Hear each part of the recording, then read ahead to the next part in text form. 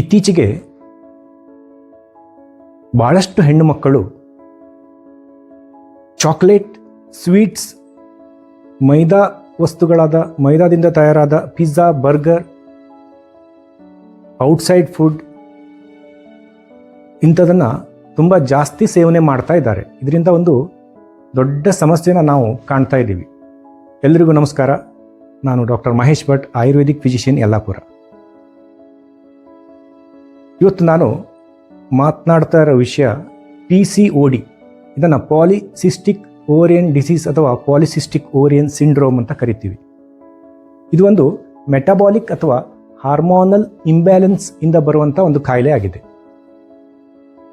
ತಾಸಾಂ ಕ್ಷಯ ಯಥೋಕ್ತಂ ಸ್ಯಾತ್ ಯಥಾಹಂ ಅಲ್ಪಂ ಪ್ರವರ್ತತೆ ಯೋನಿಕಂದಶ್ಚ ಶೂಲಂಚ ಭವೇತ್ ಯಥೋಚಿತಂ ಅಂತ ಶಾಸ್ತ್ರದಲ್ಲಿ ಉಲ್ಲೇಖ ಮಾಡಿದ್ದಾರೆ. ಅದರ ಅರ್ಥ ತಾಸಾಂ ಕ್ಷಯ, ಋತುಚಕ್ರ ಆಗದೇ ಇರೋದು, ಅಬ್ಸೆನ್ಸ್ ಆಫ್ ಪೀರಿಯಡ್ ಅಂತ ಹೇಳ್ತೀವಿ. ಅಥವಾ ಅಲ್ಪಂ ಪ್ರವರ್ತತೆ, ಸ್ಕ್ಯಾಂಟಿ ಮೆನ್ಸ್ಟ್ರುಯೇಷನ್, ಬ್ಲೀಡಿಂಗ್ ಸರಿಯಾಗಿ ಆಗದೇ ಇರೋದು, ಪೀರಿಯಡ್ಸ್ ಪೋಸ್ಟ್ಪೋನ್ಮೆಂಟ್ ಆಗೋದು. ಯೋನಿಕಂದಶ್ಚ ಶೂಲಂ ಅಂದರೆ ಡಿಸ್ಮನೋರಿಯಾ, ಪ್ರತಿ ತಿಂಗಳು ಪೀರಿಯಡ್ ಆದಾಗ ಹೊಟ್ಟೆ ನೋವು ಬರೋದು, ಇಂಥ ಲಕ್ಷಣಗಳು ಕಾಣುತ್ತದೆ ಅಂತ ಆಯುರ್ವೇದದಲ್ಲಿ ಹೇಳಿದ್ದಾರೆ. ಇದಕ್ಕೆ ಮುಖ್ಯ ಕಾರಣ ಕಫ ಮತ್ತು ವಾತದೋಷ.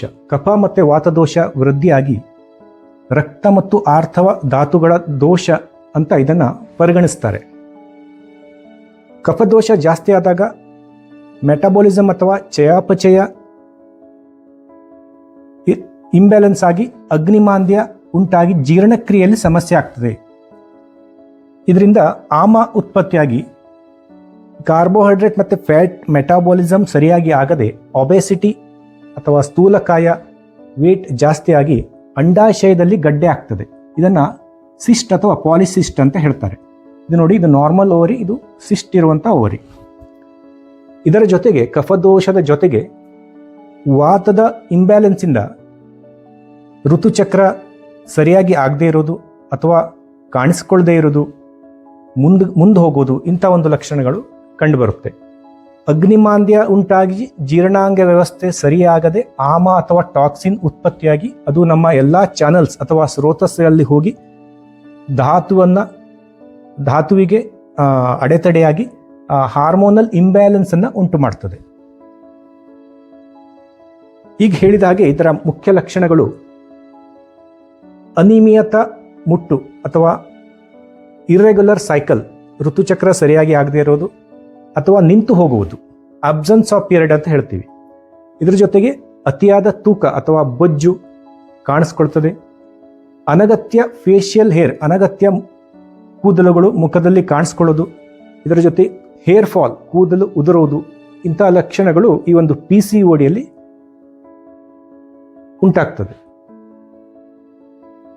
ಈಗ ಇದಕ್ಕೆ ಪರಿಹಾರ ಏನು ಅನ್ನೋದನ್ನು ನೋಡೋಣ. ಮೊದಲನೇದಾಗಿ ಆಯುರ್ವೇದಿಕ್ ಗಿಡಮೂಲಿಕೆಗಳು.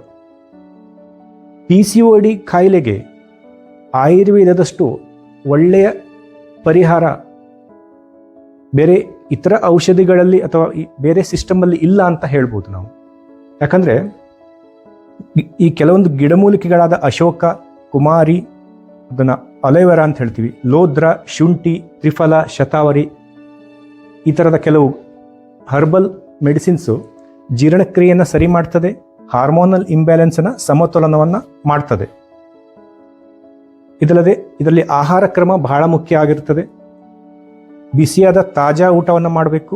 ಆಯಿಲಿ ಫುಡ್, ಎಣ್ಣೆಯಲ್ಲಿ ಕರಿದ ವಸ್ತುಗಳನ್ನು ತೆಗೆದುಕೊಳ್ಬಾರ್ದು. ಕೋಲ್ಡ್ ಅಂದರೆ ತಣ್ಣಗಿನ ಆಹಾರ, ಐಸ್ ಕ್ರೀಮ್ ಅಂತ ಆಹಾರಗಳನ್ನು ತೆಗೆದುಕೊಳ್ಬಾರ್ದು. ಸ್ವೀಟ್ಸ್, ಎಸ್ಪೆಷಲಿ ಚಾಕ್ಲೇಟನ್ನು ಜಾಸ್ತಿ ತೆಗೆದುಕೊಳ್ಳೇಬಾರ್ದು. ಚಾಕ್ಲೇಟ್ ತಿನ್ನೋದನ್ನು ಸ್ಟಾಪ್ ಮಾಡಬೇಕು. ಮೈದಾದಿಂದ ತಯಾರಾದ ಪಿಜ್ಜಾ, ಬರ್ಗರ್ ಮುಂತಾದ ಆಹಾರಗಳನ್ನು ತೆಗೆದುಕೊಳ್ಬಾರ್ದು. ನಾವು ನಮ್ಮ ಪ್ರಾಕ್ಟೀಸಲ್ಲಿ PCOD ಅಂತ ಒಂದು ಸಮಸ್ಯೆಗೆ ಪೇಷಂಟ್ಸ್ ಬಂದಾಗ ಅವರಲ್ಲಿ ಒಂದು ಮುಖ್ಯವಾದ ಒಂದು ಪ್ರಶ್ನೆಯನ್ನು ಕೇಳ್ತೀವಿ. ಏನಂದರೆ, ನೀವೇನಾದರೂ ಚಾಕ್ಲೇಟ್ ತಿಂತೀರಾ, ಸ್ವೀಟ್ಸ್ ತಿಂತೀರಾ, ಔಟ್ಸೈಡ್ ಫುಡ್ ತಿಂತೀರಾ?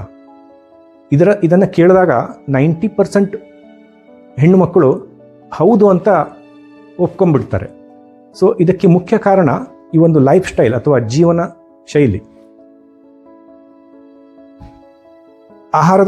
ಆಹಾರ ಕ್ರಮದ ಜೊತೆಗೆ ಯೋಗ ವ್ಯಾಯಾಮ, ಪ್ರಾಣಾಯಾಮ, ಮುಖ್ಯವಾಗಿ ವಾಕಿಂಗ್. PCOD ಪೇಷಂಟ್ಸಲ್ಲಿ ವಾಕಿಂಗ್ ಮಾಡೋದು ಬಹಳ ಉಪಕಾರಿ ಅಥವಾ ಹೆಲ್ಪ್ಫುಲ್ ಆಗಿರುತ್ತದೆ. ವಾಕಿಂಗ್, ಯೋಗ, ಪ್ರಾಣಾಯಾಮ ಇದನ್ನು ಮಾಡೋದ್ರಿಂದ ವೇಟ್ ಲಾಸ್ ಆಗ್ತದೆ, ರಕ್ತ ಸಂಚಾರದಲ್ಲಿ ಸುಧಾರಣೆ ಆಗ್ತದೆ, ಹಾರ್ಮೋನಲ್ ಇಂಬ್ಯಾಲೆನ್ಸ್ ಸರಿ ಆಗ್ತದೆ.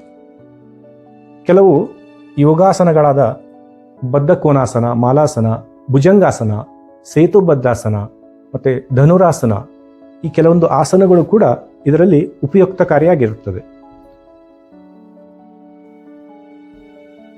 ಇದಿಷ್ಟು PCODಗೆ ಸಂಬಂಧಪಟ್ಟ ಹಾಗೆ ಸಂಕ್ಷಿಪ್ತ ಮಾಹಿತಿ ಆಗಿದೆ.